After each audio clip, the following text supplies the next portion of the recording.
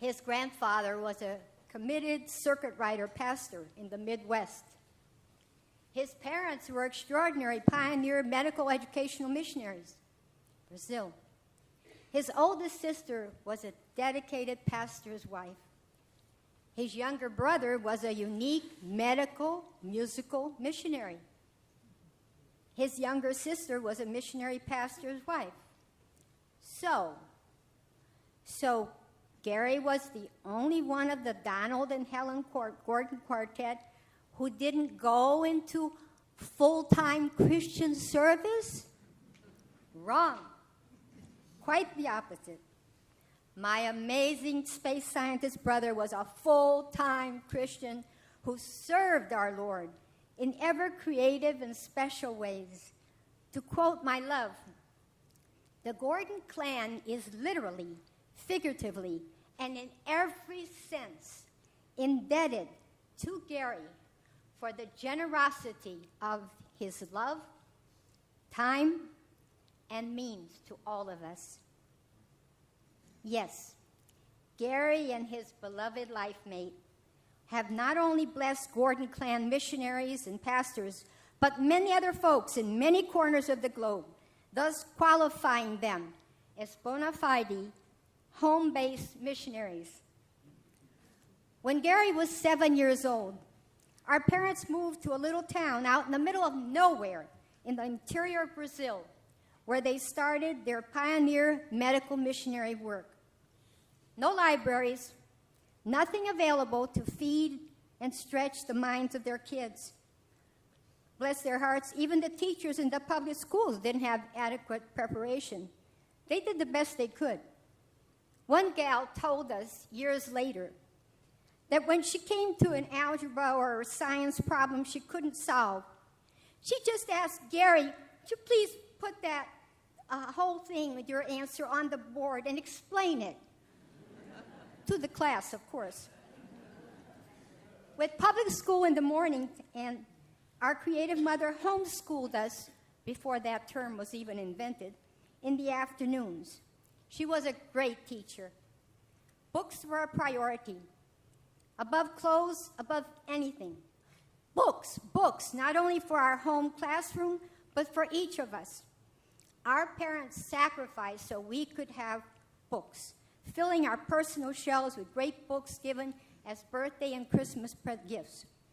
Mother even opened a lending library in our living room for the town's young people.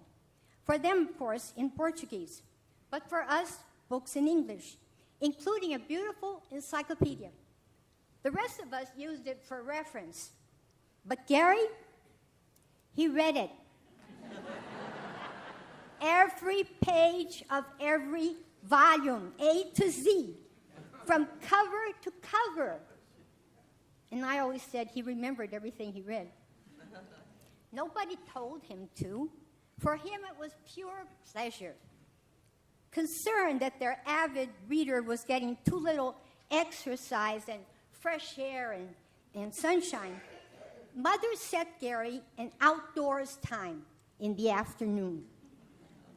But when she went out to see what he'd chosen to do, she couldn't find Gary till he answered her call. From a comfy branch up in our mango tree, happily obeying his parents, he was outdoors, reading, of course. It's not a secret that our God gifted Gary with an extraordinarily high IQ. Somewhere I read that a person with an extremely high IQ is also a lousy human being who has an extremely low EQ, emotional intelligence. Not Gary. Bless his heart. He had an equally high EQ. And HQ? What a beautiful heart accompanied that brilliant mind. Unlike some self-centered scientists, Gary was always thinking of and listening to others. In my last good brother-sister phone chat, my 89-year-old brother shared with me, been thinking about doing some tutoring high school students or be a substitute teacher for high school. But I found out a lot of people want to do that, and I wouldn't want to push them out of a job. Others. As I signed off, I said, "Wish we could see you before winter snows us in." To which my ever-thoughtful brother replied, "We still have visits to Hackettstown in our long-range planning." But our awesome God had perfect long-range plans for Gary, as he does for each of us. Listen, "For I know the plans I have for you, declares the Lord, plans to prosper you and not to harm you, plans to give you hope and a future. Then you will call on me and come and pray to me, and I will listen to you. You will seek me and find me when you seek me with all your heart." Gary's life here below was a blessing. But our faithful Father was ever preparing him for life above. And we could see it.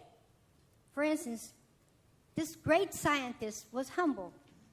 Gary was so humble, he never made anybody feel stupid, not even his clueless little sister, but patiently answered my sometimes dumb questions throughout our shared lives. He was kind. He was one of a kind. How I miss him. See you soon, Gary. I'm sure many here today join me in praising our wondrous Lord for the blessing Gary and Doris have been to each and every one of us. Oh, magnify the Lord with me, and let us exalt his name together.